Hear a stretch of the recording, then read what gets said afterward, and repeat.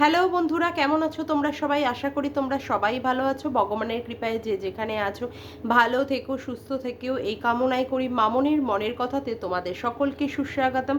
আমিও খুব ভালো আছি। আবার আরেকটি নতুন কন্ট্রোভার্সিয়াল ভিডিও নিয়ে তোমাদের সামনে চলে এসেছি। বলছি, তাহলে 22 তারিখটা ফাইনাল, তাই তো? 22 তারিখে বাচ্চা পা হাঁটি হাঁটি পা পা এবার তুমি মানে মায়ের বাড়ি যা। কৃষাণুর কথা বলছি। এবার কৃষাণু তাহলে হাঁটি হাঁটি পা পা করে মায়ের কাছে যাবে। অবশ্যই বন্যেরা বনে সুন্দর, মা শিশুরা মাতৃক্রোড়ে। এটা তো একদম সত্যি কথা, খাঁটি কথা। এই কথার উপরে কোনো দ্বিমত হয় না। তবে সত্যিই কি সেরকম স্ট্রং কোনো কিছু আইন মানে করলো, মানে স্টেপ নিল আমাদের গামলা রানী তার বাচ্চাটাকে পাওয়ার জন্য? যেভাবে বাবা দালাল দিদি ধমকানি চমকানি দিচ্ছিল, মানে 99% একদম বাচ্চা মায়ের কাছে যাচ্ছেই যাচ্ছে। হ্যাঁ, তো বাচ্চা তো যাবেই, অবশ্যই মায়ের কাছে যাবে, এটা তো তার সুরক্ষিত স্থান। এর থেকে বিশ্বের সুরক্ষিত স্থান অন্য কোনো জায়গায় হতে পারে না। বাবার কাছটাও সুরক্ষিত হয় না, মায়ের কাছে থাকাটা বাচ্চার পক্ষে যতটা নিরাপদ, যতটা সুরক্ষিত, মায়ের কাছ থেকে বাবার কাছে থাকাটাও সুরক্ষিত না। তবে সত্যিই কি বাচ্চা মায়ের কাছে ফিরছে? একটা বিশাল পরিমাণে একটা ডাউট। তবে কালকে ঘোড়ামুখী দালাল সেই দিকে আর থাকতে পারেনি, যেদিকে এতদিন ধরে সে ছিল। মানে ব্যাপারটা সে বুঝতে পেরেছিল মায়ের কাছে ব্যাপারটা হচ্ছে টলমলো ব্যাপার।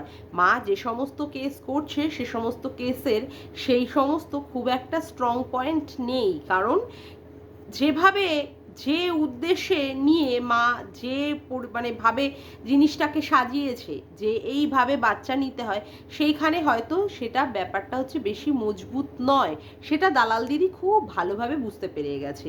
এবং দালাল দিদি চেয়েছিল যাতে করে গামলা তার নির্দেশিত পথে যদি হাঁটতে পারে তাহলে হয়তো বা কিছুটা হলেও জয় পেলেও পেতে পারে।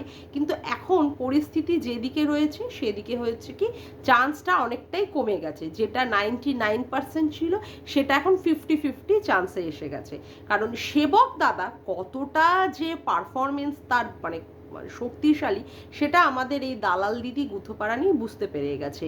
এবং গামলার যে অতীতে করা 498A কেসে 16 জন উকিল নিয়োগ করার পরেও সন্দীপের এগেনস্টে যে সেইভাবে কোনো রকমের কেস হয়নি বা ওই গারদের ভেতরে ঢোকাতে পারেনি, এর থেকে দালাল কি করতে পেরেছে, একটা অনুধাবন করতে পেরেছে যে গামলা যে কেসটা সাজিয়েছে বাচ্চা নেওয়ার ক্ষেত্রে সেই কেসটা অতটা জোরালো নয়। সেই জন্য কালকে কি করলো, যাতে করে লোকের রোষের মুখে না পড়তে হয়, এতদিন ধরে যেভাবে ঝান্ডা লাগিয়েছিল, যেভাবে নাড়া লাগিয়েছিল বাচ্চা মায়ের কাছে যাচ্ছেই এইভাবে নিয়ে, সেখান থেকে কিন্তু কালকে অনেকটাই সে সরে আসলো। সে কি বলল, যে এই যে বাচ্চা নেওয়ার ক্ষেত্রে যে সমস্ত ব্যাপারগুলো বলা হচ্ছে, যে গামলা রানী বাচ্চা পাবেই বা একদম 99% না, মানে 99.9% একদম শিওর, সেখানে যে আমাদের সমাজসেবিকা সঙ্গীতা ম্যাডাম দিদি বলেছেন যে সেটা হচ্ছে ফুস। আদৌ 22 তারিখে কোনো রকমের হিয়ারিং হবে বলে সেটা কোনোই আদতেও কোনো কিছু পুরোটা মানে নির্ভরযোগ্য নয়, সেটা কিন্তু অলরেডি সে বুঝতে পেরে গেছে। কারণ সঙ্গীতা ম্যাডামের কথার অবশ্যই দাম আছে। সেই জন্য সে কি করেছে, সেই জন্য সে আগে থেকে হাত তুলে দিয়েছে, ডিক্লেয়ার করে দিয়েছে। তাহলে এতদিন ধরে সে কেন বাচ্চাটা মায়ের কাছেই যাচ্ছে বলে বলে এত হম্মি চম্মি করলো, এত লাফানো ঝাপানো কেন করলো? সে তো তার ফেস ভ্যালুটাই লস করে দিল, তাই না? এখন সে কি বলছে সন্দীপের মানে ব্যক্তি সন্দীপকে সে সাপোর্ট করে না, কিন্তু সন্দীপের কথাকে সে সাপোর্ট করে। কেন এই কথাটা বলেছে? কথাটাকে সে সাপোর্ট করে কারণ কোনো একটা সময় গিয়ে সে বুঝতে পেরেছে যদি সন্দীপের কাছে বাচ্চাটা থেকেই যায়, যদি গামলা বাচ্চাটা নাই পায়, তাহলে কি হচ্ছে, তার একটা যে পপুলারিটি, যে কন্ট্রোভার্সি লাইনে যে তাকে একটা লোকে চেনে বা যতজন এসে তো তাকে দেখে, এরপর থেকে কি হবে না, তার ভিউজ যাতে ডাউন হয়েছে আরও ডাউন হয়ে যাবে। সেই জন্য কি করলো, সে একটা সেফ সাইড খেলে নিল। সেফ সাইড খেলে নিয়ে সে ভালোভাবে বুঝিয়ে দিল যে সে এখন গামলা রানীর হয়ে মানে যে গামলা রানী যে কেসটা সাজিয়েছে তাকে সে একদম অন্ধের মতো সে সাপোর্ট করতে পারছে না। অলরেডি কালকে আমরা আরশের ভিডিও থেকে কি জানতে পেরেছি যে গামলা রানীর যে উকিল আছে সেই উকিল অলরেডি জানিয়ে দিয়েছে যে তার ক্লায়েন্ট অর্থাৎ তার মক্কেল কিন্তু বাচ্চা নিতে চায় না, কিন্তু মাল রিকভারি করার সময় সে যখন পুলিশদেরকে বলেছিল যে বাচ্চা তার কাছে নিয়ে আসার জন্য, পুলিশরা সেই ব্যাপারে স্টেপ নেয়নি। সেই এগেনস্টে গামলা রানী কী করেছে না কেস করেছে। কাদের এগেনস্টে না পুলিশদের এগেনস্টে, যেহেতু গামলা রানীর হয়ে তারা কাজটা করেনি। এবার ব্যাপারটা হচ্ছে তাহলে মুদ্রা কথায় কি হলো, বাচ্চা যে তারা সে নিতে চাইছে বা নিচ্ছে সেই সংক্রান্ত কিন্তু কোনো রকমের সে কেস করেনি। তাহলে বাচ্চার ব্যাপারটা বাচ্চা যেখানেই থাকলো তাহলে বাবার কাছে থাকলো, সেটা বাবার কাছেই তাহলে থেকে গেল। তাহলে এক্ষেত্রে কোনো কেস বা এক্ষেত্রে কোনো সেই রকম সমস্যা বাচ্চাটাকে নিয়ে কোর্টে দেখানো বা বাচ্চাটাকে একটা হ্যারাস করা সেরকম কিছুই না।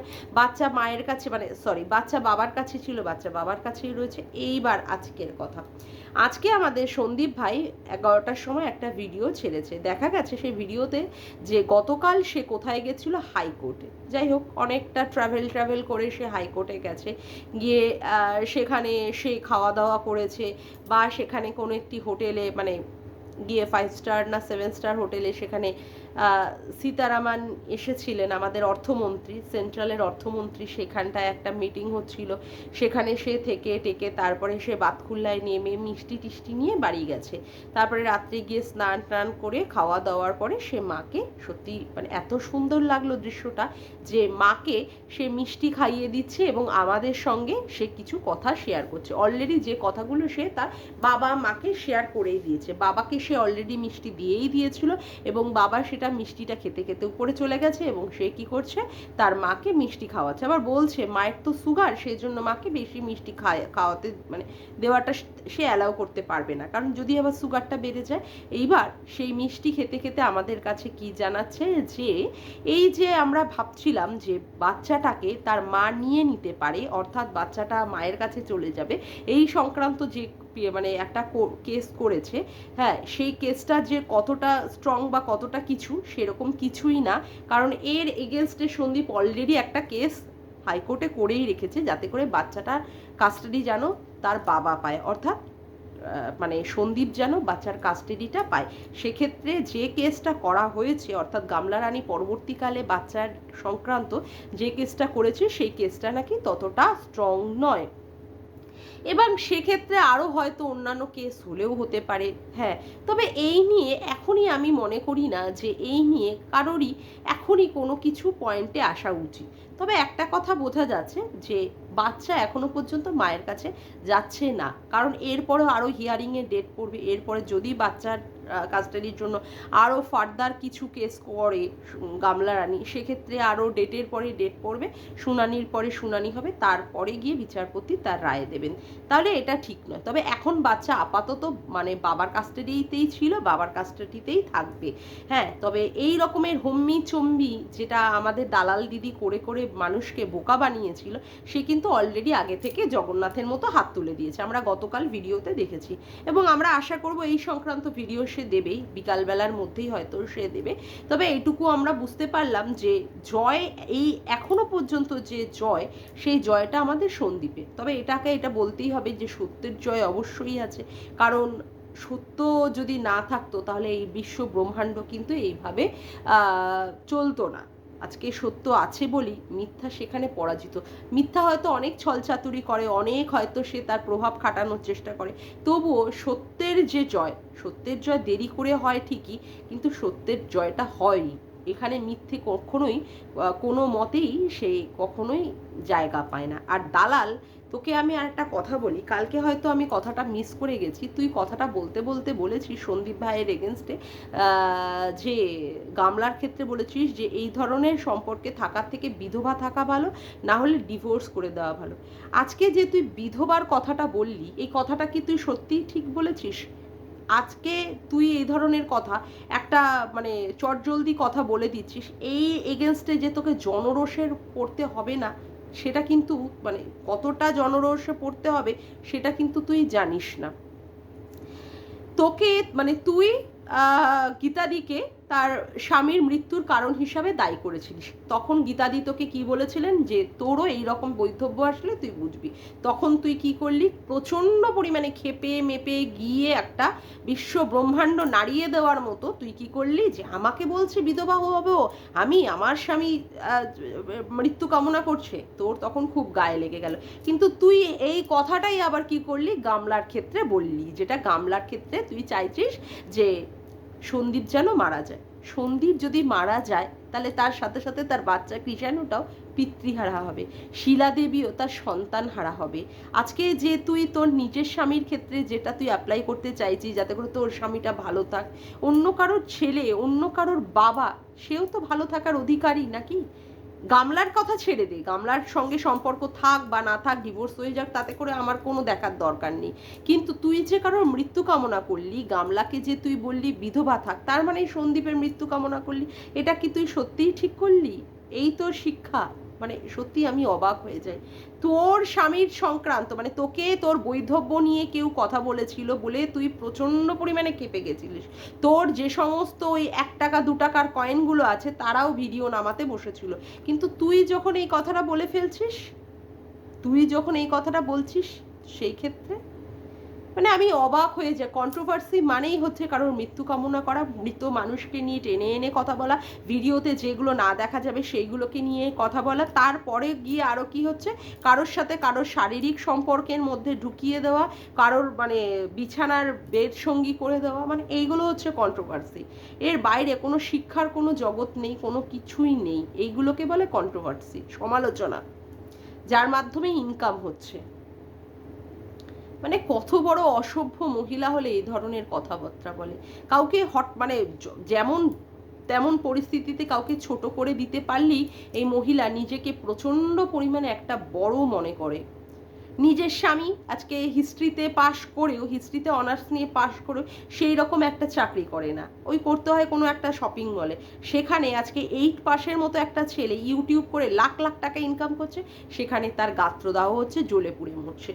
এমন একটা ভাব করে কথাবার্তা বলছে যেন সন্দীপের সাথে সত্যিই মনে হয় ঘোড়ামুখীর ব্যক্তিগত কোনো রকমের শত্রুতা আছে, যে শত্রুতাটা আজকে মানে নেভানোর জন্য বা শত্রুতা পালন করার জন্য সন্দীপের মৃত্যু কামনা করে দিচ্ছে। আরে কারোর মৃত্যু কামনা আমরা কি করে করতে পারি?